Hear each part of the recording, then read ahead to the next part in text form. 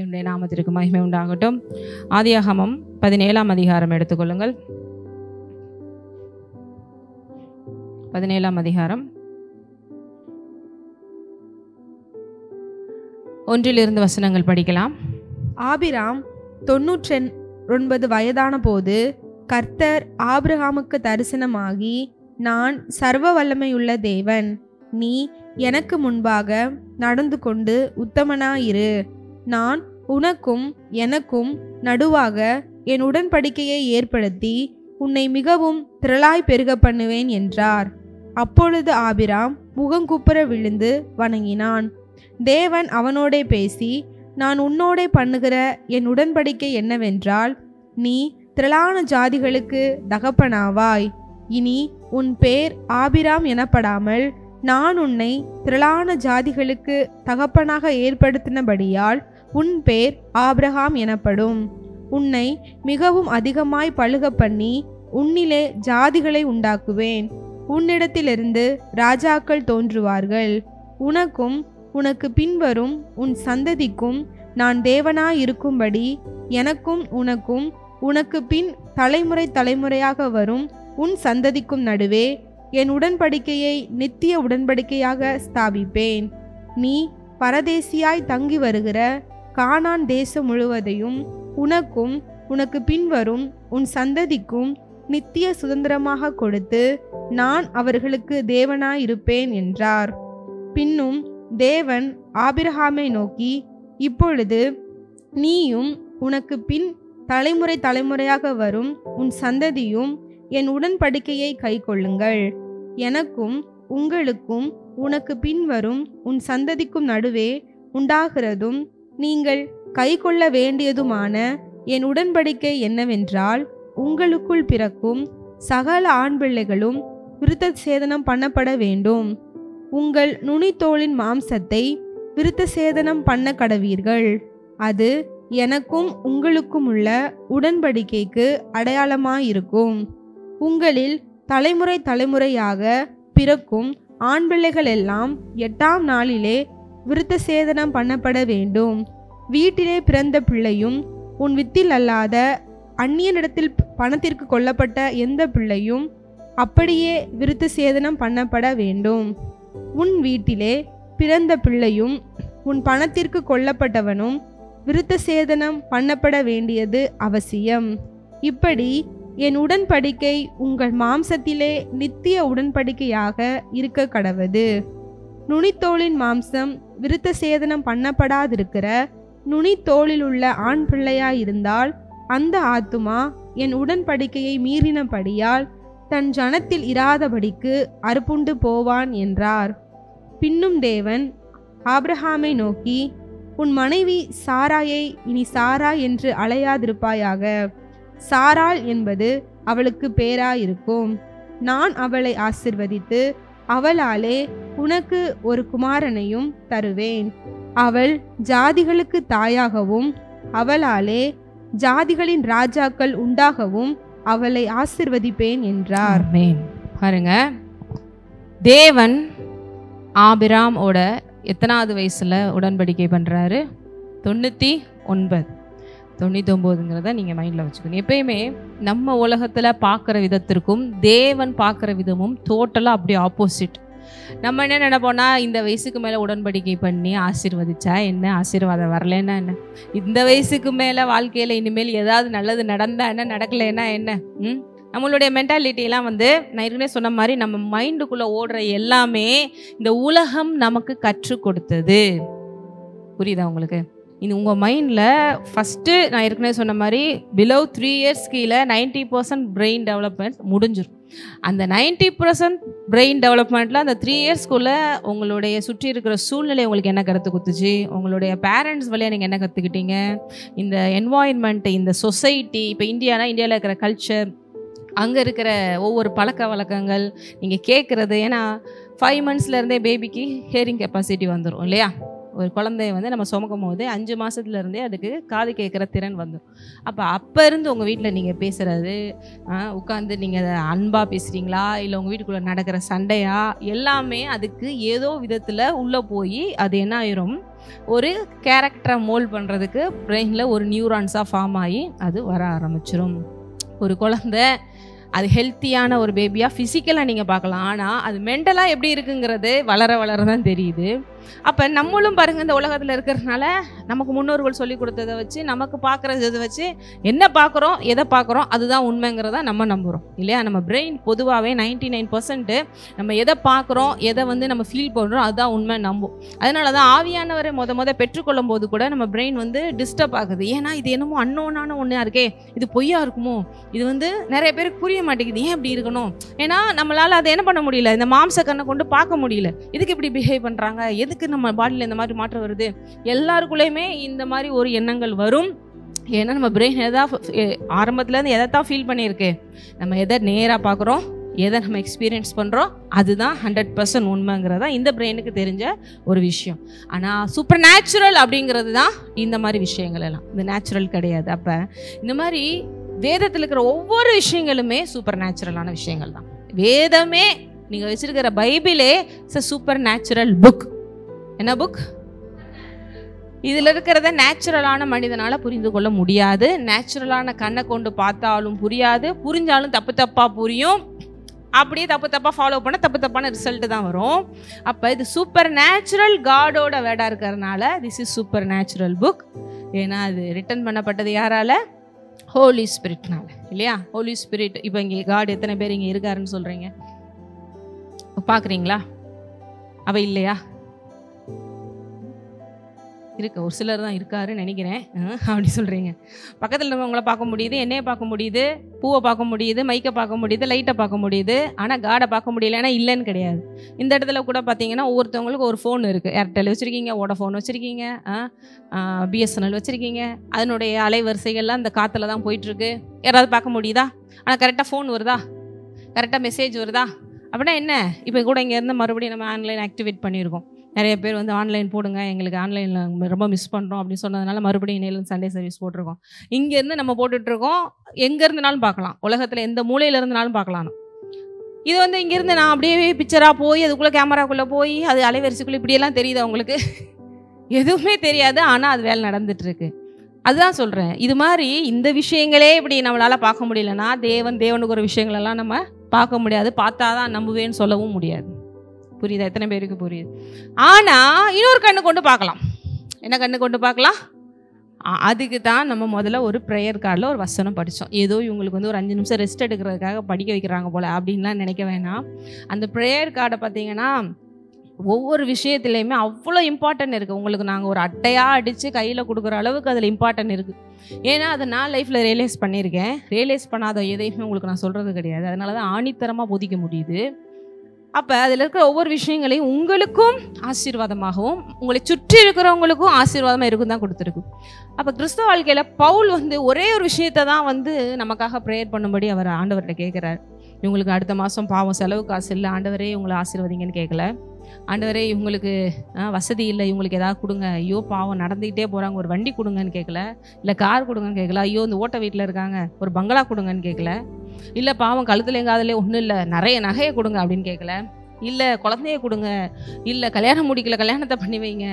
எந்த விதத்திலும் பவுல் யாருக்காகவும் எதை விஷயத்துக்காகவும் ஜெபம் பண்ணல. ஒரே ஒரு விஷயத்துக்காக தான் நீ இப்படி இவங்க ஜெபம் பண்ணி இவங்களுக்கு இது ஒன்று நடக்கணும்னு ஜெபம் பண்ணுறாரு. அதுதான் இந்த ப்ரேயர். அதுதான் இந்த ப்ரேயர். என்ன? உம்மை அறிந்து கொள்ளும்படி தெளிவான பிரகாசமுள்ள மனக்கண்களை தந்தருளுங்க. ஏன்னா நான் ஏற்கனவே சொல்லிட்டு நீங்கள் கையில் வச்சிருக்கிறது சூப்பர் நேச்சுரல் புக். நம்ம காட் சூப்பர் நேச்சுரல் காட். அப்போ நம்ம லைஃப் எப்படி இருக்கணும்?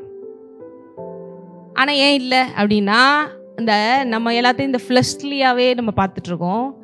நம்மளுடைய மாம்சத்தின்படியே எல்லாம் பார்க்குறோம். அதனால எதுவுமே புரியலை. பாதி புரியுது, பாதி புரிஞ்சாலும் நான் போன தடவை சொன்ன மாதிரி 4 வகையான நீளம்.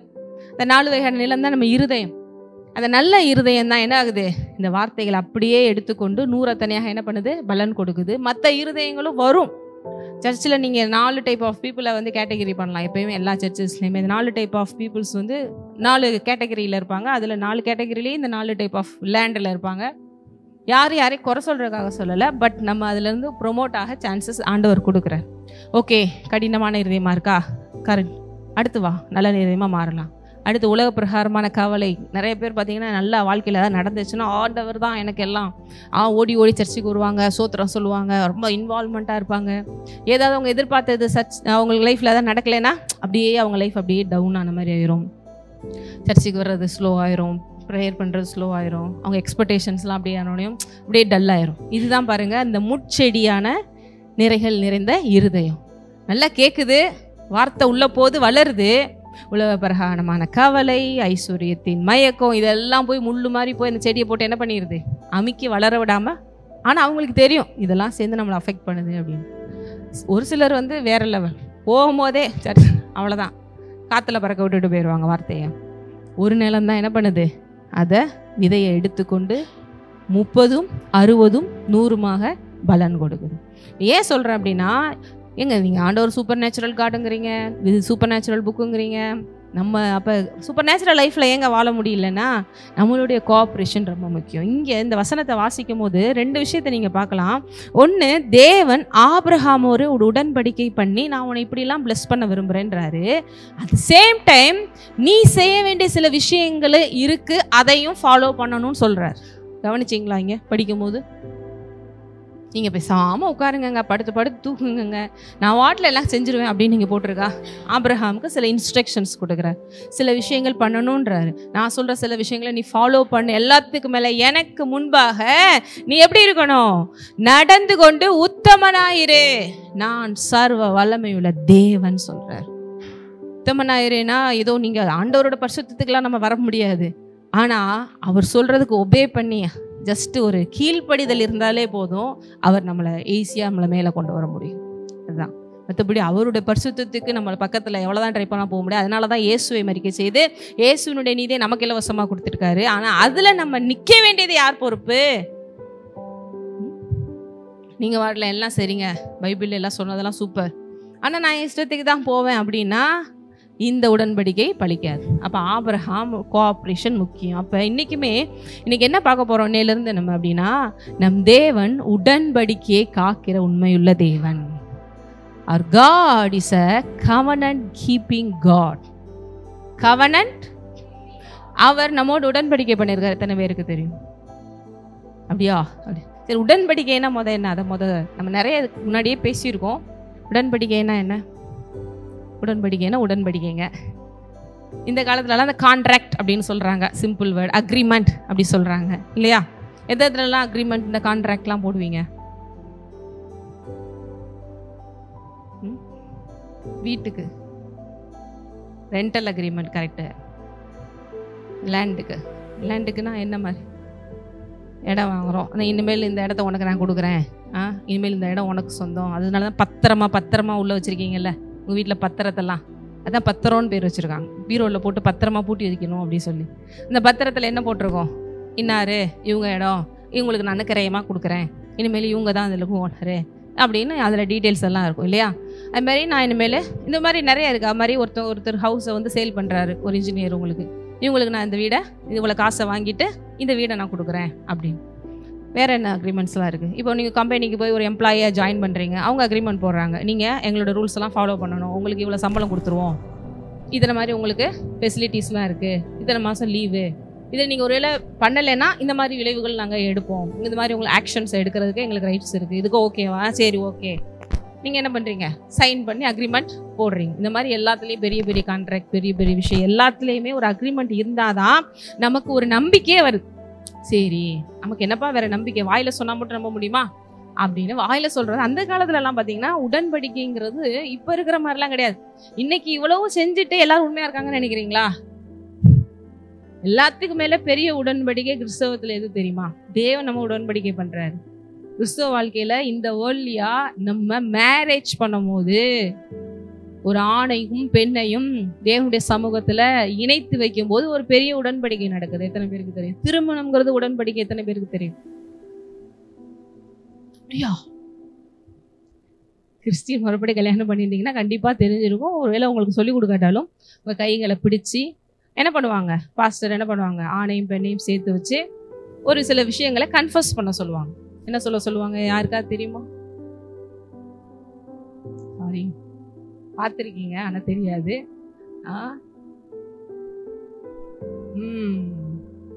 சூப்பர், அவங்களுக்கு ஒரு கிளாப் பண்ணலாமா? எனக்கு அப்படி நடக்காட்டாலும் நான் பார்த்துருக்கேன் அப்படின்றாங்க. மறுபடியும் இன்னொரு உங்களுக்கு கிறிஸ்டின் முறைப்படி பண்ணிடலாம். வீட்டுக்காரர் வந்தோடனையும் அதே வீட்டுக்காரர் அதே ஒய்ஃபு அதே மாதிரி மறுபடியும் இங்கே வச்சு ஆண்டவர் சொல்லுவாங்க. நிறைய பேர் அப்படிலாம் பண்ணுறாங்க. ஆண்டவருக்குள்ளே வந்த பிறகு மறுபடியும் ஆச்சரியம். ஆமாம், அதெல்லாம் உண்மை. ஏன்னா என்ன, அவங்க கணவன் அந்த கணவன் சொல்ல, அந்த ஆண் பெண்ணுக்கு என்ன ப்ராமிஸ் கொடுக்கணும், இனிமேல் என் வாழ்விலே இன்பத்திலும் துன்பத்திலும் இன்பத்திலும் துன்பத்திலும் வாழ்விலும் சாவிலும் மரணம் நம்மை பிரிக்கும் வரையிலே நான் உனக்கு கணவனா இருந்து உன்னை நடத்துவேன், நான் உனக்கு மனைவியா இருந்து உனக்கு உண்மையா இருக்கேன். அப்ப எதுதான் பிரிக்கணும்? டைவர்ஸ் பிரிக்க கூடாது. நம்ம நினைச்ச மாதிரி போயிட்டு எனக்கு பிடிக்கல, நான் நினைக்கும் ஐஸ்வர்யா ராய் அந்த 1 வருஷத்துல கிளை மாதிரி ஆயிட்டப்போ டைவர்ஸ். நான் பார்க்கும்போது விஜய் மரணம் இப்ப பாருங்க இப்படி இருக்கான், இவனுக்குள்ள இப்படி ஒரு கேரக்டருக்கு எனக்கு தெரியவே தெரியாது, போ டைவர்ஸ். மரணம் பிரிச்சா ஓகே, மரணம் நம்ம பிரிக்கும் வகையிலே நான் உனக்கு எல்லாவற்றிலும் எப்படி இருப்பேன், அதே மாதிரி வாழ்விலும் தாழ்விலும் எல்லாத்துலயும் நல்லா இருக்கும் போது என் வீட்டுக்கார மாதிரி உண்டா, என் கொண்டாட்டி மாதிரி உண்டா அப்படின்றது. கொஞ்சம் லைஃப் போச்சுன்னா இந்த ஆளை என் தான் கல்யாணம் பண்ணுவாங்க, நான் சரியான 7.5 நாட்டு சனியை கல்யாணம் பண்ணியிருக்கேன். அதே மாதிரி இந்த பக்கம் இன்பத்திலும் துன்பத்திலும் நல்லா சம்பாதிக்கிறாங்களா, நல்லா வச்சிருக்காங்க, அப்படி ஒண்ணும் இல்லாம போச்சா, என்ன இது பண்ணணும், என்னைய தேடி அங்கிருந்து வந்தாங்க இங்கிருந்து வந்தாங்க, கடைசியில் இந்த ஆளை போய் கல்யாணம். இவன் எனக்கெல்லாம் எப்படி எங்க பொண்ணு பார்த்தாங்க, உங்களே விழுந்துட்டேன். இப்படிதான் ஏன் சொல்றேன்னு, இதெல்லாம் சிரிப்பு இல்ல, 99% எல்லா வீட்லயும் நடந்துட்டு இருக்கு சரிங்களா. பெரிய பெரிய செலிபிரிட்டிஸ்லாம் வெளியில ஈஸியா அக்செப்ட் பண்ணிட்டு போயிடுறாங்க. நிறைய பேர் வாய்ப்பு இல்லாம உட்காந்து அட்ஜஸ்ட் பண்ணிட்டு இருக்காங்க. 100% உண்மையா எத்தனை பேர் வாழ்றாங்க கணக்கு போட்டு பார்த்தீங்கன்னா ரொம்ப கம்மி, ரொம்ப கம்மி, விரல் விட்டு எண்ணிடலாம். அப்படிதான் இருக்கு. மனமார்ந்து மனசார பரவாயில்ல, தேவன் என்னை மனவாட்டியா வைத்து கொண்டு எவ்வளவு சமாளிக்கிறாரா நம்மள. அவர் மனவாளன். நீங்க எத்தனை பேர் மனவாட்டியா இருக்கீங்க? நம்ம பெர்ஃபெக்டான மனவாட்டியா இருக்கிறோமா? ஏற்கனவே ஒரு போன மெசேஜ்ல சொல்லியிருந்தேன், பழைய ஏற்பாட்டுல சொல்லியிருக்கு நம்ம கெட்டு போன ஒரு மனவாட்டி. தெரியுமா? எத்தனை பேருக்கு தெரியும்? ஏன்னா ஆண்டவருக்கு உண்மையா இருக்கணும். இஸ்ரவேலை பார்த்து சொல்றாரு, நீ எனக்குரியவன், ஆனா என் பேச்சை கேட்காம நீ என்ன ஆயிட்ட, விக்கிரகங்கள் வெளியே போயிட்ட, அப்ப நீ என்ன பண்ணிட்ட, விபச்சாரம் பண்ணிட்ட, தப்பா விஷயத்துக்கு போயிட்ட. அப்படி இருந்து மறுபடியும் என்னுடைய இரக்கங்களால் உன்னை ஏற்றுக்கொள்றேன். எத்தனை பேருக்கு அப்படி ஒரு மனசு வரும்? தன்னுடைய மனைவி கெட்டு போயும் அப்படி மோசமா போயும் மறுபடியும் சரி வா நான் ஏத்துக்கிறேன்னு சொல்றது, அப்படி நம்மளை ஏத்திருக்கிறார். இன்னைக்கு எத்தனை பேர் உண்மையா இல்லை அவருக்கு, இந்த மனவாளனுக்கு உண்மையான மனவாட்டியா இல்லை. அதுக்காக பரவாயில்லைங்க, கிருபை, இதுல எல்லாம் கிருபை கிடையாது. உங்களுக்கு மட்டும் மற்றவங்க உண்மையா இருக்கணும்னு நினைக்கிறீங்களா? நிறைய பேருக்கு உள்ளுக்குள்ள அப்படியே ஒரு மாதிரி டிஸ்டர்பன்ஸா இருக்கு. டிஸ்டர்பன்ஸா இருக்கணும். சர்ச்சுக்கு வந்தா சில நேரங்கள்ல ஹார்ட்டுக்குள்ள குட குட குட குடன்னு உடையணும். அப்பதான் உள்ளுக்குள்ள ஆவியானவர் வேலை செய்யறாருன்னு அர்த்தம். ஆசீர்வதிக்கிறோம் நல்லா இருக்கு. கொஞ்சம் ஏதாவது விஷயங்கள் பேசிட்டோம்னா இல்லை கொஞ்சம் சரியில்லையே, வேற சர்ச்சுக்கு போயிருவோமா பேசாம அப்படி. நிறைய பைபிள் ஸ்காலர் சொல்றாங்க, நமக்குள்ள சர்ச்சுக்கு போனா உள்ளுக்குள்ள உணர்வு வரணும். இங்கேயோ நம்ம சரியில்லை, இடிக்குதே, மாத்தணுமே, அந்த உணர்வு வந்தாதான் கரெக்டான இடத்துல உட்காந்துருக்கீங்கன்னு அர்த்தம். எப்பயுமே பூசி முழுகிற மாதிரியே பேசி பேசி உங்களை மாதிரி உண்டா, உங்களை சூப்பர், அடுத்து உங்களுக்கு இப்படித்தான், அது சரியா வரும் நம்ம இதுல. அதனாலதான் அன்பாவும் இருப்போம், கடிந்து கொள்ள வேண்டிய நேரத்துல கடிந்து கொள்வோம். ஏன்னா பைபிள்ல எல்லாமே இருக்கு. பைபிள்ல எப்பயுமே ஒண்ணு மட்டும் தான் இருக்குன்னு இல்லை இல்லையா? போட்டிருக்கா இல்லையாங்க? காலையில பிரேயருக்குலாம் வந்தீங்கன்னா புதிய ஏற்பாடு எத்தனையோ ஒரு கிட்டத்தட்ட கொரோனா டைம்ல இருந்து எத்தனையோ தடவை ரிவைஸ் பண்ணிட்டோம். வசனமா ரிவைஸ் பண்ணியிருக்கோம். பவுல் எப்படிலாம் அடிச்சு தள்ளுறாருங்கிறது உங்களுக்கு தெரியும். கொரிந்து பட்டணத்தெல்லாம் எப்படி கிளின்னு கிளிக்கிறாரு. ஒரு இடத்துல எல்லாம் பேசுறாரு, நேரம் வரவா இல்ல கம்பு எடுத்துட்டு வரவா, எதனா நினைக்கிறீங்க அப்படிங்கிற அளவுக்கு இருக்கு. அந்த அளவுக்கு ரைட்ஸ் எங்களுக்கும் இருக்கு, ஊழியர்களுக்கு இருக்கு. புரியுதா உங்களுக்கு? ஏன் உங்களை வாழ வைக்கணுங்கிற ஒரே நோக்கம். மேய்ப்பெண் கையில தடியை கொடுத்துருக்குற அதுக்கு ஒரு காரணம் தான், அடிச்சு கொள்றதுக்கு இல்லை, சரி பண்ணி வாழ வைக்கிறது. ஏன்னா இந்த நரி ஓனாலாம் பக்கத்துல போய் இது பேன் போய் ஏமாந்துடக்கூடாதுன்னு சொல்லி சும்மா 2 அடி பின்னாடி போட்டாலாவது காப்பாற்றணுமே, நேர்வழியில போ அப்படின்னு சொல்றது. எதுக்கு இதெல்லாம் சொல்றேன் அப்படின்னா, இவ்வளோ தூரம் நமக்கு தேவன் இவ்வளோ செஞ்சிருக்காரு, ஆபிரகாம் செஞ்சிருக்கா, எல்லாம் செஞ்சிருக்கா, எல்லாம் கதையா இருக்கு, நல்லா இருக்கு. இல்லை, இங்க சொல்றாரு, நீ எனக்கு முன்பாக நடந்து கொண்டு உத்தமனாயிரு. நம்ம நிறைய நேரங்கள் இதெல்லாம் செய்யறோம்னா செய்யறது இல்லை. அப்புறம் எனக்கு மட்டும் ஏன் தான் தெரியலங்க, அப்படி நடக்க மாட்டேங்குது, இப்படி நடக்க மாட்டேங்குது, எனக்கு மட்டும் ஏன் தான் இப்படி வந்து வச்சுச்சோ அப்படின்னு நானாக இருந்தாலும் சரி, நீங்களா இருந்தாலும் சரி நினைச்சா நம்ம பக்கம் என்ன கரெக்ஷன்ஸ் பண்ணணும், அதுதான் போன தடவை நிறைய பார்த்தோம் இல்லையா, அதை ஆராய்ந்து பார்க்க வேண்டும். 99 வயசுல இவ்வளவு பெரிய ஆசீர்வாதம் கிடைச்சிருச்சு. இன்னைக்கு நமக்கும் பாருங்க, உங்களுடைய ஏஜ் தேவனுக்கு ஒரு பெரிய விஷயம் கிடையாது, உங்க பேக்ரவுண்ட் தேவனுக்கு ஒரு பெரிய விஷயம் கிடையாது, உங்க லைஃப்ல போயிட்டு இருக்கிற எந்த விஷயமும் தேவனுக்கு ஒரு பெரிய விஷயம் கிடையாது. இப்பயும் உங்களை இப்படியாக ஆசீர்வதிக்க வல்லவரா இருக்கிறாரு. நம்ம செய்ய வேண்டிய சில கோஆப்ரேஷன்ஸ் செய்யணும். அப்ப உடன்படிக்கைங்கிறதுல இப்ப நீங்க கணவன் மனைவியாக இருக்கீங்கன்னா கணவன் மனைவிக்கு செய்ய வேண்டியதை கரெக்டாக செய்யணும், மனைவி கணவனுக்கு செய்ய வேண்டியதை கரெக்டாக செய்யணும். இல்லைன்னா அந்த உடன்படிக்கை என்ன ஆகுது, கெட்டு போயிடுது இல்லையா. இப்போ நீங்கள் ஒரு எம்ப்ளாயியாக போகிறீங்க, அந்த இடத்துல நீங்கள் கரெக்டாக வேலை செய்கிறது, வேலை செஞ்சு கொடுக்கணும், அவங்க சம்பளத்தை கரெக்டாக உங்களுக்கு கொடுக்கணும். ரெண்டில் எது தப்பாக போச்சுனாலும் போச்சு, ஆமாவா இல்லையா? அப்போ இங்கே தேவன் நம்மோட உடன்படிக்கை பண்ணியிருக்காரு, நான் உனக்கு கடைசி வரைக்கும் உண்மையாக இருப்பேன், சந்தோஷமாக இருக்கு. என்ன மாதிரி உடன்படிக்கை. இங்க சில விஷயங்களை நீ ஒரு பதிலுக்கு சில விஷயங்களை கொஞ்சம் செய்யி, உங்களுடைய சுயத்தை வச்சு மேன்மை பாராட்ட சொல்லல, ஆனா ஜஸ்ட் கோஆப்ரேஷன்.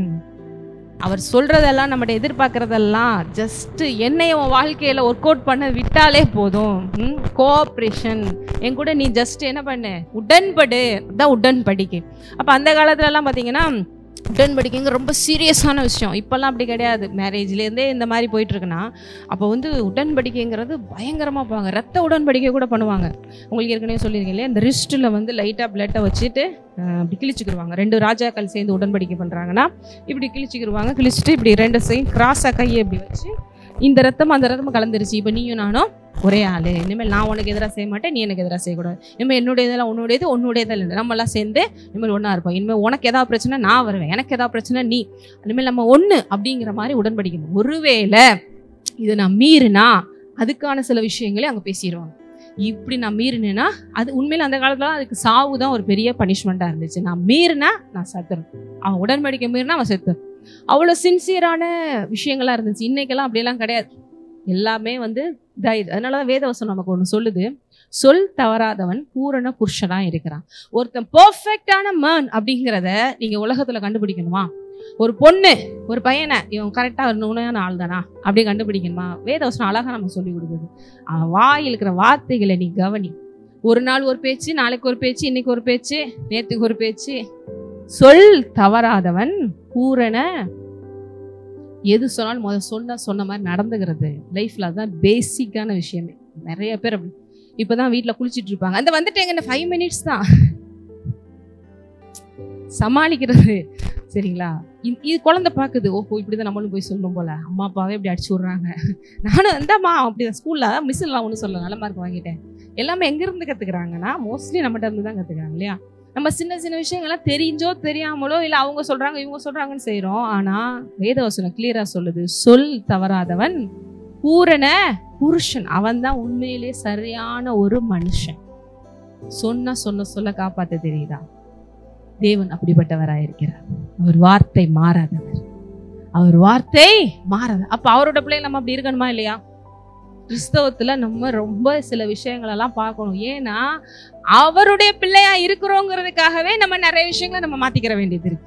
ஏன்னா நம்ம அப்பா அவ்வளவு பெரியவர், அவ்வளவு நல்லவர், அவ்வளவு பரிசுத்தர். சொல்றாரு, நான் பரிசுத்தர் ஆகையா நீங்களும் இருக்கணுமா இல்லையா?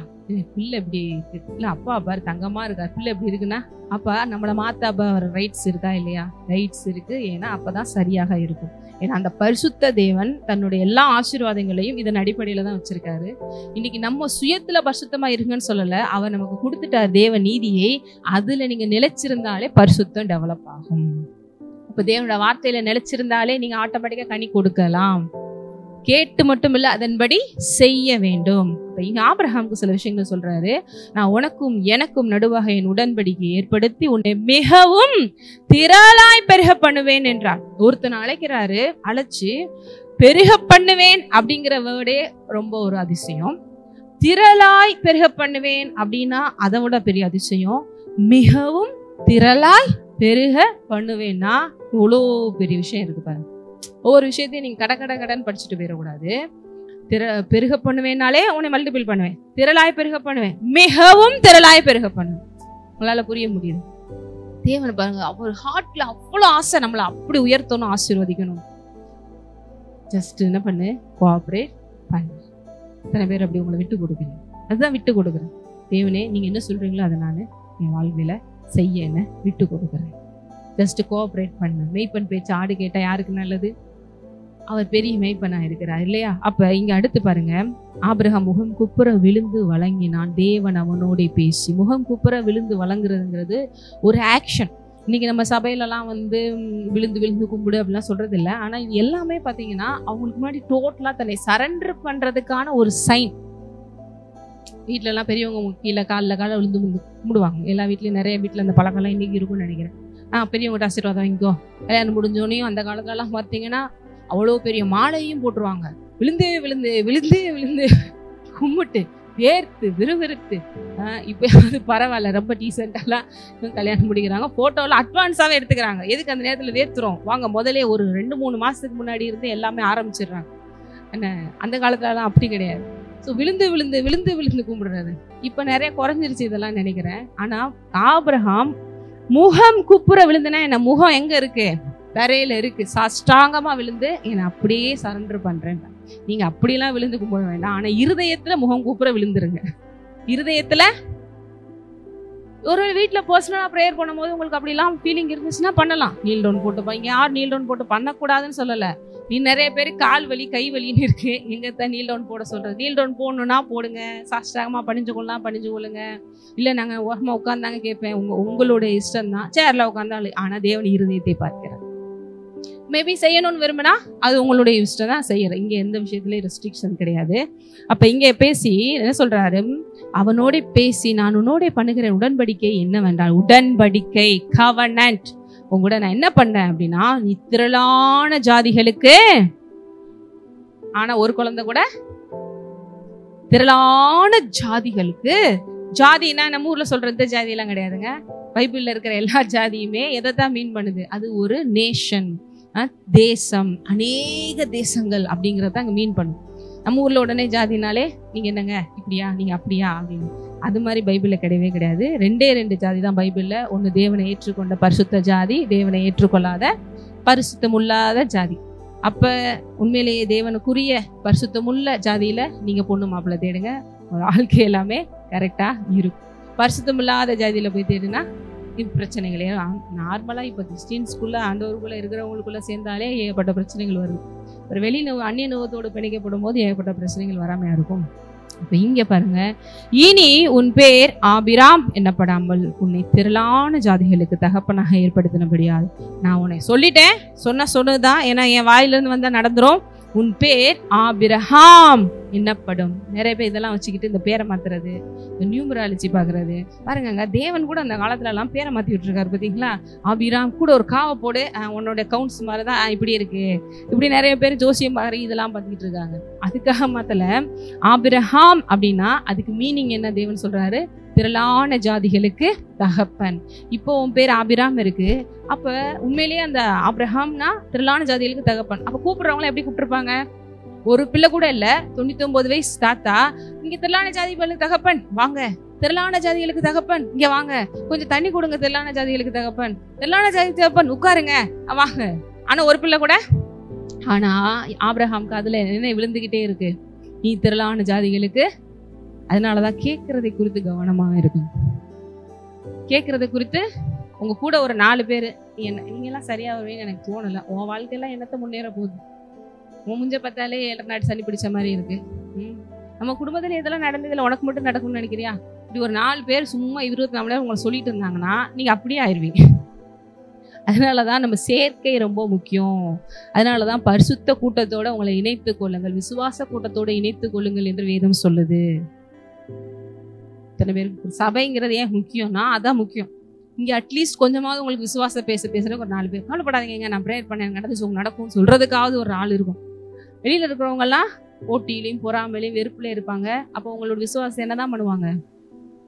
இன்னொன்னு, இது இப்படிதான் நடக்குது, உங்களுக்கு மட்டும் நடக்கல, அப்படிதான் உலகமே அப்படி போச்சுங்க, எல்லாத்தையும் ஏத்துட்டு போவாங்க அப்படின்னு சொல்லிடுவாங்க இல்லையா?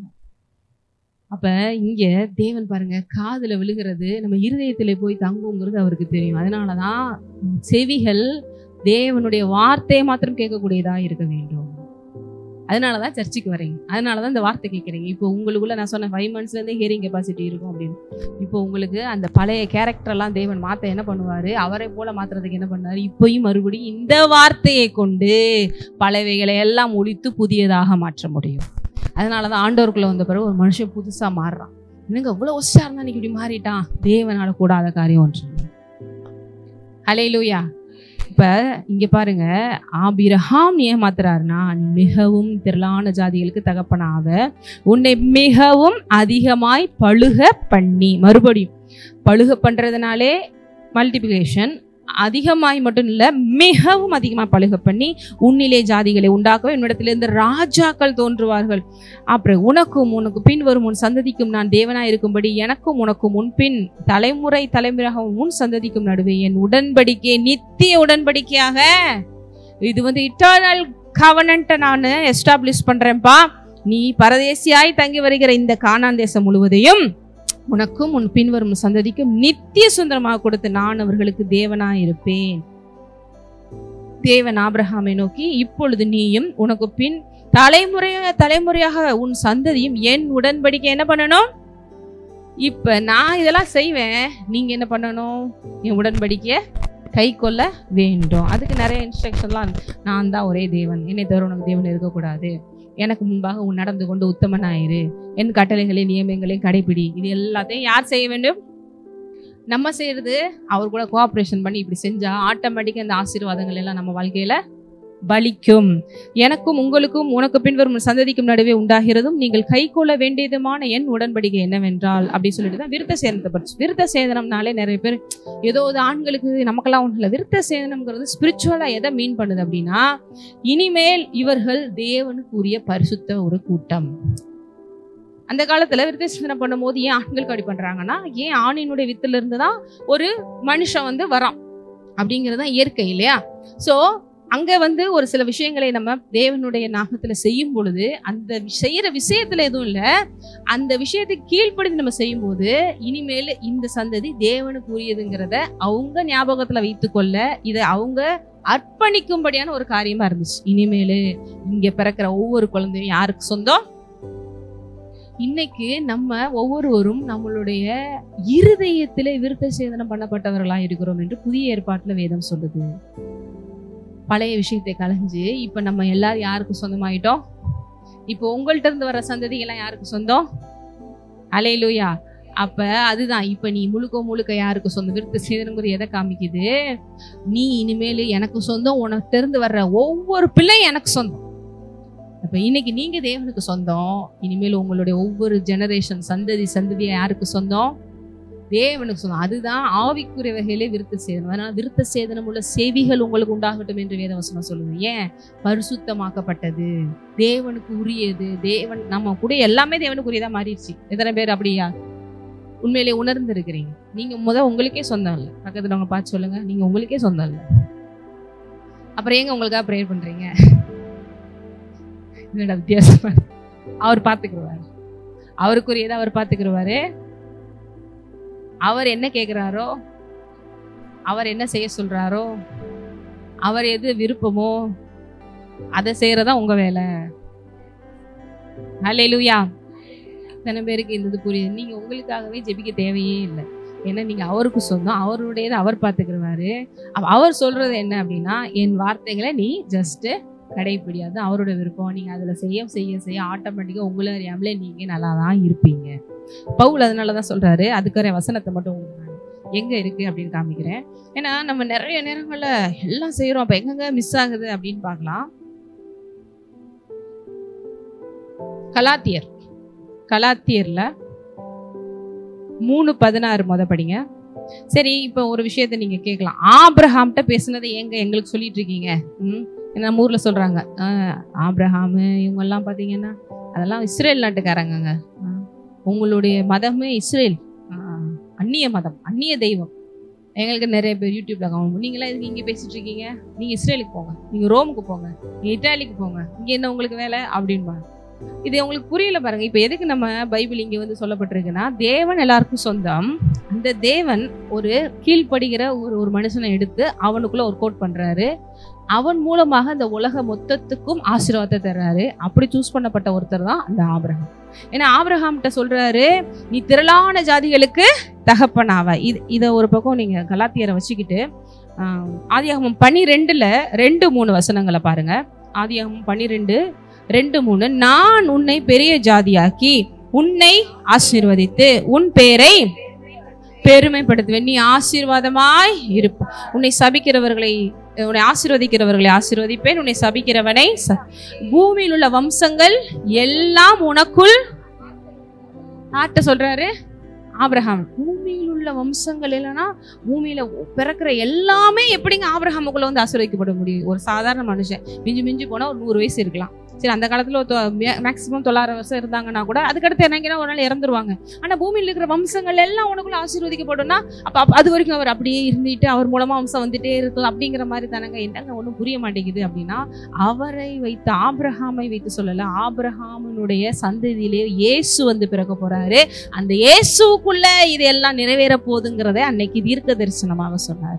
அதைத்தான் கலாத்தியர்ல இங்க படிக்க போறோம். 3:15-16 சகோதரரே, மனுஷர் முறைமையின்படி சொல்கிறேன், மனுஷர்களுக்குள்ளே உறுதி பண்ணப்பட்ட உடன்படிக்கையை ஒருவனும் தள்ளுகிறதும் இல்லை, அதனோடே ஒன்றையும் கூட்டுகிறதும் இல்லை.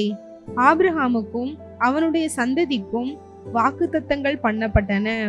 சந்ததிகளுக்கு என்று அநேகரை குறித்து சொல்லாமல் உன் சந்ததிக்கு என்று ஒருவனை குறித்து சொல்லியிருக்கிறார். அந்த சந்ததி கிறிஸ்துவே. ஆமென். அந்த சந்ததி கிறிஸ்து. ஏங்க வந்து எருசலேம்ல நாசரேத்துல வந்து பிறக்கணும், ஏன் நம்ம இந்தியாவில எல்லாம் வந்து பிறந்துடக்கூடாதா அப்படின்னா இந்த ரீசன் எல்லாம் இருக்கு. அவர் ஆரம்பத்துல ஒரு மனிதனை, தனக்கு கீழ்படிக்கிற ஒரு மனிதனை சூஸ் பண்றாரு. வேற எந்த பாகுபாடும் கிடையாது. ஏன்னா இந்தியாவில் ஒருத்தன் இல்லையா, அவருக்கு கீழ்ப்படிஞ்சதுல ஒருத்தன் தான் இருந்திருக்கான் அந்த காலத்துல. என்ன பண்றது, ஒருத்தனும் கீழ்ப்படியாம. ஏங்க இஸ்ரேலை சூஸ் பண்ணாரு அப்படின்னா இஸ்ரேல் ரொம்ப ஸ்பெஷலா இல்லை. பைபிள்லேயே போட்டிருக்கு, நீ கைவிடப்பட்டதும் நீ புறம்பல்ல தட்டப்பட்டதும் ரொம்ப சிறு கூட்டமா இருந்தா இஸ்ரவேலே, ஆனா தேவன் உன்னை செலக்ட் பண்ணாரு அப்படின்னு. ஏன்னா யார் ரொம்ப ஒடுக்கப்பட்டிருக்காங்களோ அவங்க தான் தேவனுக்கு ஈஸியா அர்ப்பணிக்க முடியும். அதான உண்மை. அதனால அவங்க அர்ப்பணிச்சாங்க, இன்னைக்கு ஆசீர்வாதமா இருக்காங்க. இன்னைக்கு கூட அதனாலதான் நான் சொன்னேன், நிறைய இடங்கள்ல நம்ம எல்லாம் அதிகமா கீழே டவுனுக்கு போகும்போது ஆண்டவரே சரி இனிமே என்னை தூக்கி விடுங்க, ஏன்னா நம்ம பெலன் மொத்தமா போயிடும். அப்படி சூஸ் பண்ணப்பட்டதான் இஸ்ரேல் இல்லையா. மற்றபடி வேற ஏதோ நம்ம பெஸ்ட்னு சொல்லி நம்மள தேவன் சூஸ் பண்றது இல்லை. நம்ம வந்து எல்லாரும் ஃபர்ஸ்ட், இனிமேல் இது வேஸ்ட்னு குப்பையில போடும் போது தான் அவர் சூஸ் பண்றாரு. அப்படிதான் இஸ்ரேலையும் சொல்றாரு. ஆனா இஸ்ரேலுக்கு அந்த ஒரு பெரிய ஆசீர்வாதம். அப்படி ஆபிரகாம் வர்றாரு. ஆபிரகாமினுடைய இந்த கீழ்ப்படிதல்னால ஒரு மனிதனுடைய அந்த ஒரு கோஆபரேஷன், தேவனுக்கு பெருசா ஆபிரகாம் கீழ்ப்படிஞ்சாருன்னு எல்லா இடத்துலயும் சொல்ல முடியாது. ஏன்னா நிறைய இடங்கள்ல மனைவியே தங்கச்சின்னு எல்லாம் சொல்றாரு. நிறைய குறைகள் எல்லாம் பார்க்கலாம், நம்மகிட்ட இருக்கிற குறைகள் எல்லாம் பார்த்தா ஆசீர்வதிக்க முடியாது. ஆனா தேவன் உண்மை உள்ளவர், அவர் மாத்திரம் தான் உண்மையான நீதி பெற. ஆனா கொஞ்சமாவது கீழ்ப்படுகிற பிள்ளை வேணும். நம்மளாம் அந்த ஓட்டு போடும் போது கொஞ்சமாவது 10 பேருமே சரியில்லை, ஆனா யாராவது ஒரு செலக்ட் பண்ணணுமே அப்படி சொல்லி யாராவது ஒரு ஆள் கண்டிப்பா ஓட்டு போட வேண்டியது இருக்குல்ல. அந்த மாதிரி தான் ஆண்டவர் யாராவது வச்சு சூஸ் பண்ணி ஏதாவது ஒன்று பண்ண வேண்டிய சுச்சுவேஷன் அவருக்கு என்ன பண்றது, எல்லாம் அப்படி ஃப்ரீ வில் ஒன்று கொடுத்துட்டாரா, அவங்கவுங்க இஷ்டத்துக்கு பண்றாங்க. அப்படி சூஸ் பண்ணப்பட்ட அந்த ஆபிரகாமை பார்த்து, சரி என்ன நம்பி நீ வந்துட்டேல, நான் உன்னை இப்படிலாம் ஆசீர்வதிக்கிறேன்னு சொல்றாரு. பூமியில வம்சங்கள்லாம் உனக்குள் சிங்கிள் பர்சனா சொல்றாரு. அந்த யாரு அப்படின்னா, யாரை வச்சு ஆபிரகாம் அன்னைக்கு பிளஸ் பண்ணாரு, பூமியில வம்சங்கள் எல்லாம் உனக்குள்லாம் உன் வழியாக வருகிற உன்னுடைய சந்ததி, அந்த சந்ததி வந்து இயேசு வந்து பிறந்து இன்றைக்கு இது எல்லாத்தையும் ஆசீர்வாதத்தை என்ன பண்ணிட்டாரு, வாக்குத்தத்தங்களை நிறைவேற்றி விட்டார்.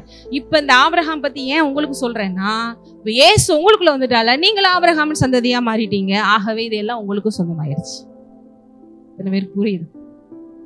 கலாத்தியர்ல 3:17 படிங்க. அதேதான் கலாத்தியர் வச்சிருக்கீங்கல்ல கையில. நான் சொல்லுகிறது என்னவெனில், கிறிஸ்துவை முன்னிட்டு தேவனால் முன் உறுதி பண்ணப்பட்ட உடன்படிக்கையை, தேவனால் முன் உறுதிப்படுத்தப்பட்ட உடன்படிக்கை, யாரை முன்னிட்டு? கிறிஸ்துவை முன்னிட்டு. எல்லாத்தையும் தேவன் யாரை வச்சு அங்க ப்ராமிஸ் பண்ணிருக்காரு? 430 வருஷத்திற்கு முன்பு உண்டான நியாய பிரமாணமானது தள்ளி வாக்கு தத்தத்தை வியர்த்தமாக்க மாட்டாது. அன்றியும் சுதந்திரமானது நியாய பிரமாணத்தினாலே உண்டானால் அது வாக்கு. கலாத்தியர் 3:17 படிக்கிறீங்க? 3:17 படி. அன்றியும் சுதந்திரமானது நியாய பிரமாணத்தினாலே. 13 படிங்க. மரத்திலே தூக்கப்பட்ட எவனும் சபிக்கப்பட்டவன் என்று எழுதியிருக்கிறபடி. மரத்திலே தூக்கப்பட்ட அப்படின்னா அந்த காலத்துல மரத்துல தூக்கி கொலை செய்யப்பட்டது என்ன தண்டனை? சிலுவை மரணத்தை தான் அவங்க அந்த காலத்துல இருக்கலே ஒஸ்டான ஒரு பனிஷ்மெண்ட். இப்ப நம்ம சிலுவையை புனிதமா பாக்குறோம். ஆனா அந்த காலத்துல இப்ப நம்ம ஊர்ல தூக்கு தண்டனை சொல்றாங்கல்ல, அந்த ஊர்ல கொடூரமா சிலுவையில இப்படி அடிச்சு கொள்றதுதான் எக்ஸ்ட்ரீமான ஒரு மோசமானவங்களுக்கு கொடுக்குற ஒரு பயங்கரமான ஒரு பனிஷ்மெண்ட். அது யார் நமக்காக ஏற்றுக்கொண்டா? ஒரு பாவம் அறியாத முழுக்க அந்த இடத்துல அடிக்கப்பட வேண்டியது, கொல்லப்பட வேண்டியது, பாவத்தின் சம்பளம் மரணத்தை அனுபவிக்க வேண்டியது நம்ம. பாவம் இல்லாத அவரை தேவன் நமக்காக பாவமாக்கினார். நீதியே இல்லாத நாம் நீதிமானாய் மாறும்படி என்று வேதம் சொல்லுகிறது. அப்ப அவர் எடுத்துக்கொண்டார். ஏன்? அந்த சிலுவை மரத்துல தன்னை பலியாக ஒப்பு கொடுத்து, எதுக்குன்னு போட்டிருக்கு பாருங்க, மரத்திலே தூக்கப்பட்ட இவனும் சபிக்கப்பட்டவன் என்று. ஏன் சாபமானாரு? நம்மை ஆசீர்வதிக்க. மரத்திலே தூக்கப்பட்ட எவனும் சபிக்கப்பட்டவன் என்று எழுதியிருக்கிறபடி கிறிஸ்து நமக்காக சாபமாகி நியாயப்பிரமாணத்தின் சாபத்திற்கு நம்மை நீங்களாக்கி மீட்டுக் கொண்டார். நியாயப்பிரமாணத்தின் சாபத்திற்கு நம்ம நீங்களாக்கி. ஏன்னா தேவனுக்குள்ள இல்லாம அவர் வார்த்தைக்கு கீழ்ப்படியாம இருக்கும்போதுதான் நமக்கு சாபம் வருது. அவர் வார்த்தை கீழ்ப்படிஞ்சாதான் ஆசீர்வாதம். ஆனா பாவம்னு வந்தோடனே அது நம்மள என்னதான் செய்ய வைக்குது? தேவன்கிட்ட இருந்து பிரிச்சு கீழ்ப்படியாமே தான் கொண்டு வருது. கீழ்ப்படியாமனாலதான் எல்லாமே நடக்குது. அப்ப நம்மளால தேவனுடைய கட்டளைகளுக்கும் பிரமாணம் கீழ்ப்பட முடியாது. அப்ப ஆட்டோமேட்டிக்கா சாபம் வந்துருது. அப்ப அந்த சாபத்தை போக்க இயேசு என்ன பண்றாரு? சாபம் ஆகிறாரு. ஆபிரகாமுக்கு உண்டான ஆசீர்வாதம் கிறிஸ்து இயேசுவினால் புறஜாதிகளுக்கு வரும்படியாகவும்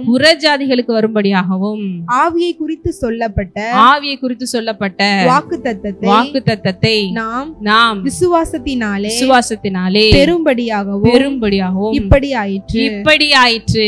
ஹல்லேலூயா. அப்ப சிலுவையெல்லாம் ஏதோ போனா போது அப்படின்னு சொல்லி நடக்கிற ஒண்ணு இல்ல. எல்லாத்தையும் தேவன் ப்ரீ பிளானிங்கா யோசிக்கிறாரு. அதனாலதான் ஏவாள்கிட்ட சொல்றாரு, கவலைப்படாத, எல்லாம் நடந்து முடிஞ்சிச்சு, மறுபடியும் நான் எல்லாத்தையும் மீட்டுக்கொள்ளும். உலக தோற்றத்திற்கு முன்பே இயேசுவை ஏற்படுத்தி அவரை இப்படியாக பலியா ஒப்பு கொடுக்கணும்னு சொல்லி அவர் பிசாசை பார்த்து ஒரு சவால் விடுறாரு. ஆதியாகமம் 3 உங்களுக்கு தெரியும், உன் வித்துக்கும் அவள் வித்துக்கும் ஒரு பகை உண்டாக்குவேன், அவர் உன் தலையை நசுக்குவார், நீ அவர் குதிங்காலை நசுக்குவது. எல்லாம் சிலுவையை குறித்து ஏற்கனவே சொல்லப்பட்ட ஒன்று. பரவாயில்ல, என் பிள்ளைகளை என்கிட்ட பிரிச்சுட்டேல பிசாசே, பார்த்துக்கிறேன். அவள் வித்து என்று எங்க சொல்லப்பட்டிருக்கு? எப்பயுமே ஆணுக்கு தான் வித்து. இப்ப நேரத்துக்கு முன்னாடி சொன்னீங்க இல்லைங்க, இங்க என்னங்க அவள் வித்து? கன்னி மரியாளின் வயிற்றிலிருந்து இயேசு வருவார். அங்க எந்த ஆணுடைய துணையோட வரல. ஏன்னா இருக்கிறவரே வரணும்னா யாரு கொண்டு, ஏன்னா ஒரு அப்பாவும் அம்மாவும் சேர்ந்து ஒரு குழந்தை வருதுன்னா புதுசா கொண்டு வராங்க. ஆனா ஏற்கனவே இருக்கிறவர் வரணுங்க, ஏற்கனவே உலகத்தை படைச்சவர் வரணும், கிரியேட்டர் வரணும். அப்படின்னா அவரை யார் கிரியேட் பண்ண முடியாது, அல்ல அவர் தான் கிரியேட்டர். அப்ப அவராதான் வரணும். நம்ம இன்னைக்கு இந்த ஒரு டிஎன்ஏ இந்த ஜீனும் சேர்ந்து ஒண்ணு புதுசா வர்றோம். புதுசா வர்றதுக்கு தான் அது தேவை. ஆல்ரெடி இருக்கிறவர் அவராக தான் வரணும். அவருக்கு எந்த ப்ராசஸும் தேவையில்லை. நம்மளை போல ஒரு மாம்சத்துல வர்றதுக்கு ஒரு கர்ப்பப்பை தேவைப்பட்டுச்சு, அதுக்கு ஒரு பெண் தேவைப்பட்டுச்சு, அதுதான் மரியாதை. ஹல்லேலூயா. இதெல்லாம் புரிந்து கொள்ளும் போது உங்களுக்கு பெரிய, அப்ப அவர் அப்படியே வர்றாரு, ஒரு குழந்தையா தன்னை சுருக்கி கொண்டு ஒரு சிறு கருவாக நம்மளை போல ஃபிளஷ்ல வரணும். ஏன்னா நம்ம செஞ்ச பாவத்தை நம்ம இடத்துல இருந்து தான் என்ன பண்ண முடியும்? சரி பண்ண முடியும். மேல இருந்த நினைக்க மன்னிச்சிட்டேன் அப்படி சொல்லல. நம்ம இடத்துல நம்ம ரோலை பெர்ஃபார்ம் பண்ணி நம்ம அனுபவிக்க வேண்டிய எல்லாத்தையும் அவர் அனுபவிச்சு, நம்ம சிந்த வேண்டிய ரத்தத்தை சிந்தி பாவத்தின் சம்பளத்தை மரணத்தை அனுபவிச்சு எல்லாத்தையும் கேன்சல் பண்றார். ஆல்சோ அவருடைய கீழ்ப்படிதல், அவருடைய பரிசுத்தம் இன்னைக்கு நமக்கும் இன்னைக்கு நம்மளுடைய பாவங்கள் நீங்கி சாபங்கள் நீங்கி மட்டும் இல்லை, நம்ம அவர் ஆசீர்வாதத்துக்கும் சொந்தக்காரர்களாய் மாறிவிட்டோம். இத்தனை பேருக்கு புரியுது? 100 கோடி கடன் வச்சிருக்கீங்க, 100 கோடி கடனுக்கு 100 கோடி கடனை கேஷ்ல வாங்கினீங்கன்னா கேஷ்ல கொடுத்தாகணும். மறுபடியும் நீங்க கடன் படாம இருக்க கூட ஒரு 100 கோடி உங்களுக்கு கொடுத்து இனிமேல் உங்க வாழ்க்கையில கடனே இல்லைன்னு பிளஸ் பண்ணாதான் நீங்க நல்லா இருக்க முடியும். இல்லைன்னா மறுபடியும் போய் வாங்கிடுவோமே. அப்ப தேவன் பாவத்தையும் சாபத்தையும் ஜீரோ வாக்குனது மட்டும் இல்ல, நீ மறுபடியும் பாவமே செய்யாத அளவிற்கு, மறுபடியும் பாவத்திலையும் சாபத்தை சிக்காத அளவுக்கு ரத்தத்தால் அவனை சுத்திகரிச்சு இனி எந்த விதத்திலும் நீ கீழே போகாத அளவிற்கு உன்னை ஆசீர்வதித்து விட்டார். அவருடைய ஆசீர்வாதங்களே உனக்கு ஓவர்ஃப்ளோ தந்து விட்டார். அப்ப இனிமேல் தாழ்ச்சிக்கு இடம் இருக்கா? இப்ப இங்க அதான் போட்டிருக்கு, ஆபிரகாமினுடைய ஆசீர்வாதம் புறஜாதிகளாகிய நமக்கு வரும்படி. ஏன்னா நம்ம சொல்லுவோம் ஆபிரகாம் வந்து யூதன், அப்ப யூதர்களுக்கு தானங்க சொந்தம். அதனாலதான் இன்னைக்கு புறஜாதிகளாகிய நமக்கு இது ஏன் சொந்தம் கன்ஃபார்மா சொல்றோம்னா, இயேசு கிறிஸ்துவை ஏற்றுக்கொண்டனால நமக்கு இது சொந்தமாகிவிட்டது. மேலும் ஆவியை குறித்து சொல்லப்பட்ட வாக்குத்தத்தம்னா ஆவியானவரும் இப்படியாக கொடுக்கப்படுவார் என்றும் சொல்லப்பட்டது. அப்ப எத்தனை பேர் இன்னைக்கு ஆபிரகாமினுடைய மிகவும் அதிகமாய் உன்னை பெருக பண்ணுவேங்கிறது எனக்கும் சொந்தம்னு சொல்றீங்க? எப்படி சொந்தம்? இயேசு கிறிஸ்து மூலமா சொந்தம்.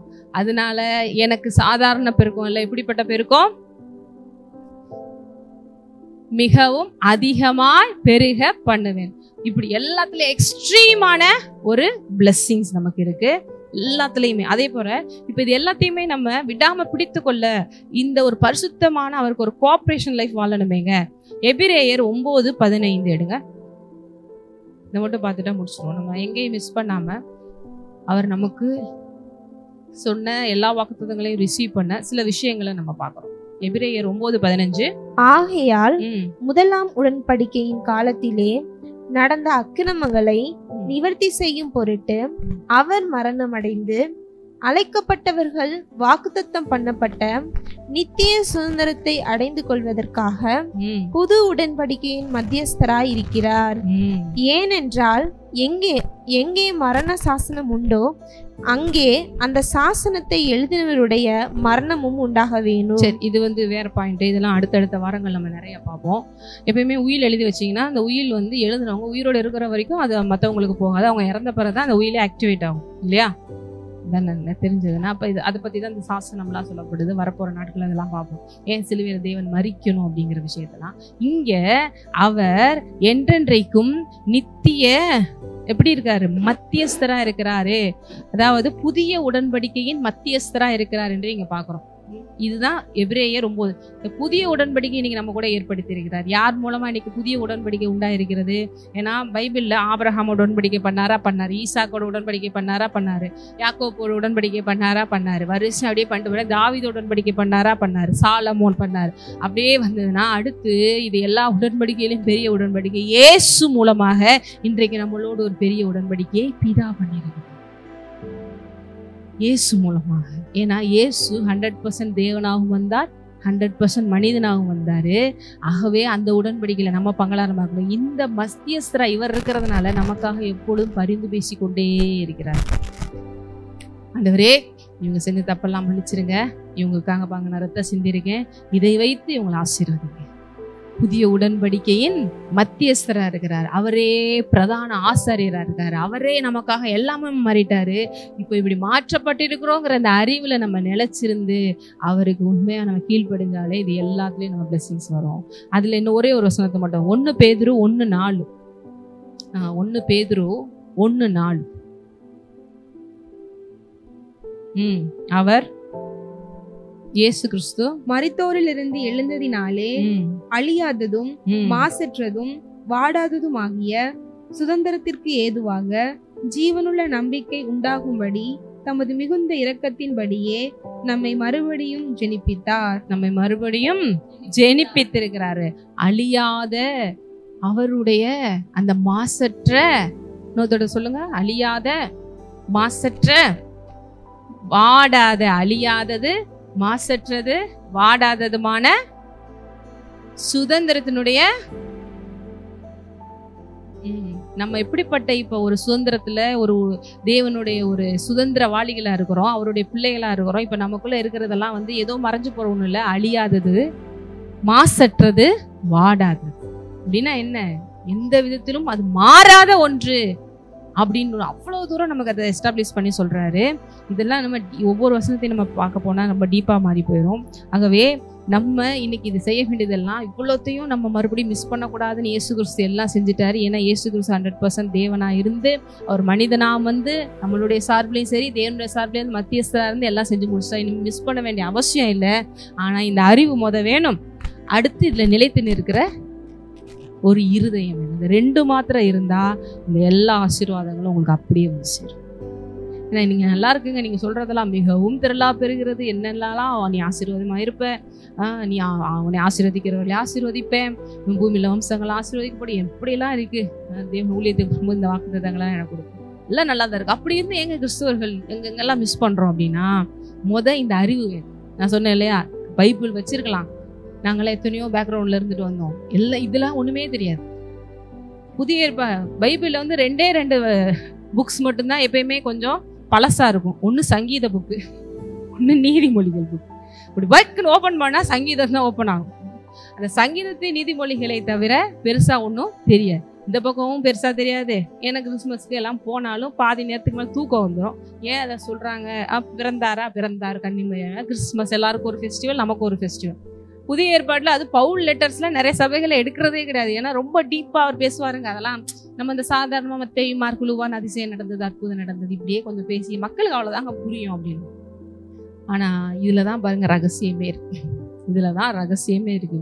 பவுல் ஒரு பரிசேயனா இருந்து பிரிச்சு மேய்கிறது எல்லாமே அவருடைய லெட்டர்ஸ் வரும். ஏன்னா அவருக்கு பழைய ஏற்பாட்டில் அத்துப்படி, இந்த பழைய ஏற்பாட்டில் இருக்கிற ஒவ்வொன்றும் ஏன் சொல்லப்பட்டதுங்கிறத அப்படியே இயேசுவோட கம்பேர் பண்ணி பார்த்து எழுதுனதுதான் ஒவ்வொரு லெட்டர்ஸ். அப்போ பழைய ஏற்பாடு இல்லாமல் புதிய ஏற்பாடு இல்லை, புதிய ஏற்பாடு இல்லாமல் பழைய ஏற்பாடு இல்லை. இதுக்கு கீ பழைய ஏற்பாட்டில் தான் இருக்குது. புதிய ஏற்பாட்டினுடைய கீஸ் எல்லாமே. ஏன் மத்தியஸ்தர், ஏன் உடன்படிக்கை, ஏன் பிரதான ஆசாரியர்னு சொல்கிறாங்க, எதுக்கு திடீர் இதை பற்றி பேசுகிறார், இது எல்லாம் பழைய ஏற்பாடு இருந்தால் தான் புரிஞ்சுக்கணும். நிறைய பேர் புதிய ஏற்பாடை வச்சுட்டே இருக்காங்க, அப்படி கிடையாது. அப்போ இது எல்லாத்தையும் பாருங்க, நம்ம செய்யறதுக்கு ஒன்றே இருக்குன்னு சொன்ன மாதிரி இந்த அறிவு. நல்ல ஒரு சபைக்கு போய் இந்த மாதிரி விஷயங்களை கற்றுக்கொண்டதுக்கு ஆண்டவருக்கு நன்றி. இப்போயும் நிறைய விஷயம் கற்றுக்கொண்டதுக்கு ஆண்டவருக்கு நன்றி. அடுத்து இதுல நிலைத்து நிற்கிறது. எல்லாம் தெரிஞ்சிருச்சு, அறிவா இருந்து என்ன பண்ண, சொல்லி கொடுத்தது அப்ளை பண்ண தெரியணும்ல. இது 2 இருந்துச்சுன்னா நீங்கள் இந்த ஆசீர்வாதத்துக்கு தப்பவே முடியாது. அல்லேலூயா. நம்ம ஒரு எழுந்து நிற்போம். ஒரு அருமையான மீண்டுமான ஒரு துவக்கத்தை தேவன் நமக்கு கொடுத்திருக்கிறார். அநேகருக்கு தேவனோட நாமத்திலே உதவிகள் செய்யும்படி, அநேக கீழே இருக்கிறவங்களை தூக்கி விடும்படி. ஏன்னா தேவன் என்ன செஞ்சிருக்கார், நற்கிரியைகளை செய்ய கிறிஸ்து இயேசுக்குள் நம்மளை சிருஷ்டித்திருக்கிறார். தேவனுடைய செய்ய இயேசு இந்த உலகத்துல இருந்தா கஷ்டப்படுறவங்களை பார்த்து சும்மா இருப்பாராங்க? இருக்க மாட்டார். சாப்பாடு இல்லாதவங்களை பார்த்து சும்மா இருப்பாரா? இருக்க மாட்டார். தண்ணீருக்கு வடிச்சிட்டு இருக்கவங்களை பார்த்து இப்படி பாஸ் பண்ணி போவாரா? இருக்க மாட்டார். அப்ப உங்களால முடிஞ்ச அளவுக்கு நம்மளும் அவருடைய கரமா இருக்கணும். அப்படிங்கிறது தான் இந்த ரைஸ் அப் சேரிட்டபிள் ட்ரஸ்டினுடைய நோக்கமாக இருக்கிறது. ஆகவே கீழே இருக்கிறவங்கள நம்ம தூக்கி விடுவோம். நம்மளுக்கு தேவன் அதெல்லாம் பாதாளத்திலும் தூக்கி விட்டாரும்போது சந்தோஷமா இருக்கு. நமக்குள்ள இருந்து இருக்கிற தேவனை கொண்டு நம்ம என்ன பண்ணுவோம், 4 பேரை தூக்கி விடும். வாங்க எந்திரிங்க, உங்களுக்கு ஒரு எதிர்காலம் இருக்கு, உங்களுக்கு ஒரு வாழ்க்கை இருக்கு அப்படின்னு சொல்லி. அதுதான் சேரிட்டபிள் ட்ரஸ்டினுடைய நோக்கம். ஸோ நான் நேற்றே உங்களுக்கு குரூப்பில் போட்டு விட்டுருந்தேன். ஃபஸ்ட் டைம் நம்ம குரூப்பில் சொல்லணும், வேறு யாருக்குன்னு நான் சொல்லலை. நம்ம மெம்பர்ஸ்க்கு அனௌன்ஸ் பண்ணிவிட்டு அப்புறம் சொல்லலாம் அப்படின்னு. ஸோ நீங்கள் வாலண்டியர்ஸாக ரிஜிஸ்டர் பண்ணி, இப்போ நாங்கள் ஒரு 4 இடத்துக்கு போகிறோன்னா நாங்களும் வரோம், எங்களையும் கூப்பிடுங்க. நாங்களும் எங்களால் முடிஞ்ச அளவுக்கு ஃபிசிக்கலாக ஹெல்ப் பண்ணுறதா இருந்தாலும் சரி, இல்லை பொருள்கள் மூலமாக கொடுக்கலாம், இல்லை வேறு காசு மூலமாக கொடுக்கலாம். நிறைய இடங்கள்லாம் காசெல்லாம் கொடுத்தா ஏமாத்திடுவாங்கிற எண்ணங்கள் இருந்தால் பொருளாகவே கொடுக்கலாம். புரியுதா? ஏன்னா நம்ம இருதயத்தை கிழிச்சு நான் சரின்னு தான் யாரும் காமிக்க முடியாது. மேபி அப்படியே சந்தேகம் இருந்துச்சுன்னா, இப்போ இந்த இடத்துல இவ்வளோ தூரம் இந்த நீடு இருக்குது, அரிசி இவ்வளோ தேவைப்படுது, இந்த இடத்துல இவ்வளோ தூரம் ட்ரெஸ்ஸஸ் தேவைப்படுது, இல்லை நாங்களே அந்த மெட்டீரியலாக கொடுக்குறோன்னா நல்ல குவாலிட்டியாக இருந்தால் நீங்களே கொடுக்கணும். ஸோ இந்த மாதிரி எல்லா விதத்திலும் நீங்கள் ஏதோ ஒன்று, ஏன்னா தேவன் சொல்கிறாரு, ஏழைக்கு இறங்குறவன் கர்த்தருக்கு கடன் கொடுக்கிறான், அவன் கொடுத்ததை அவரே கொடுப்பார். இன்னொன்று, கொடுங்கள் அப்பொழுது கூட கொடுக்கப்படும். தேவனோட நாமத்தில் நீங்கள் எது செஞ்சாலும் அவர் பார்த்துட்டு இருக்கார். ஸோ நம்ம எல்லாமே ஒரு பேருக்கோ பெருமைக்கோ வேற எதுக்கும் செய்யலை, தேவனை மகிமைப்படுத்தும்படி செய்கிறோம். இந்த இடத்துல இயேசுவை நம் மூலமாக இந்த உலகத்தில் இருக்கிற மக்கள் பார்க்கும்படி செய்யும். ஸோ அதுக்கு நாங்கள்லாம் சேர்ந்துட்டு மட்டும் பின்னாடி எவ்வளோ பெரிய வேலைகள் எல்லாம் செய்ய முடியாது. அதில் இதில் உங்களை நான் வாலண்டியரை என் பேர் போட்டுக்கோங்க அப்படின்னு சொல்லி நீங்கள் ரிஜிஸ்டர் பண்ணுங்கள். நாங்கள் ஃபோன் பண்ணும்போது நேரத்தில் உங்களுக்கு ஃப்ரீயாக இருந்தால் நீங்கள் தேர்தலில் வரலாம். அதுக்கடுத்து பார்த்தீங்கன்னா உங்களுக்கு இது மாதிரி நான் தெரிஞ்சவங்கள்ட்ட இதை பற்றி இன்ஃபார்ம் பண்ணுங்கள். வெளியில் இருக்கிறவங்களும் வரணுனாலும் வந்து கலந்து கொள்ளலாம். அதே மாதிரி ஃபியூச்சர் உங்களுக்கு 4 பேர்கிட்ட சொல்லி இதுக்கு ஏதாவது டொனேஷன்ஸ் வாங்கி கொடுக்க முடியும்னாலும் நீங்கள் வாங்கி கொடுக்கலாம். ஏன்னா ஏடிசி ரிஜிஸ்டர் பண்ணியிருக்கிறதுனால உங்களுக்கு அந்த டேக்ஸ் எல்லாம் அதில் ரிடியூஸ் ஆகும் உங்களுக்கு. ஸோ ஆன்லைனில் பார்த்துட்டு இருக்கவங்களுக்கு இப்போ தான் ஃபஸ்ட் டைம் நாங்கள் அனௌன்ஸ் பண்ணுறோம். தேவனை இந்த ஊழியத்தில் நிறைய தரிசனங்கள் எங்களுக்கு ஏற்கனவே கொடுத்துருந்தாரு. ஆர்ஃபனேஜ் நிறைய பேருக்கு திக்கற்றவர்களுக்கு உதவி செய்கிறது, ஃப்ரீ எஜுகேஷன்ஸ் அது இதுன்னு சொல்லிட்டு அதனுடைய தொடக்கமாக இந்த 2024 இந்த டைம் எங்களுக்கு ஆரம்பிக்க வச்சிருக்கிறாரு. இது நீங்கள் எல்லோருமே சேர்ந்து எங்களோட சேர்ந்து செய்யும்படி அன்போடு அழைக்கிறேன். ஸோ நீங்கள் காணிக்க அனுப்புறதுங்கிறது தனி, இதுக்கு அனுப்புறது. ஸோ இப்போத்தி நீங்கள் டீட்டெயில் தேவைப்படுதுன்னா இப்போதைக்கு வெப்சைட் ஒரு கன்ஸ்ட்ரக்ஷனில் இருக்கிறனால அதில் போய் நீங்கள் டீட்டெயில்ஸ் பார்க்க முடியாது. ஸோ எங்களுடைய ஃபோன் நம்பருக்கு ஏதாவது ஒன்று நீங்கள் காண்டாக்ட் பண்ணி நீங்கள் டீட்டெயில்ஸை நீங்கள் கேட்டுக்கொள்ளுங்கள். உங்களுக்கான ரெசிப்ட் எல்லாமே கரெக்டாக வந்துடும். இது எல்லாமே as per கவர்மெண்ட் நார்ம்ஸ் படி 100% செஞ்சிட்ருக்கோம். ஸோ இது எல்லா ஃபெசிலிட்டிஸுமே உங்களுக்கு அதுக்கான டேக்ஸ் ரிடக்ஷன் இது எல்லாமே உங்களுக்கு ஆட்டோமேட்டிக்காக உங்களோட அக்கௌண்ட்டில் கிரெடிட் ஆகும். இதுக்காக ஜெபம் பண்ணிக்கொள்ளுங்கள். உங்களுடைய எல்லாரோட ஒத்துழைப்பையும் கேட்கிறோம். ஆமென்.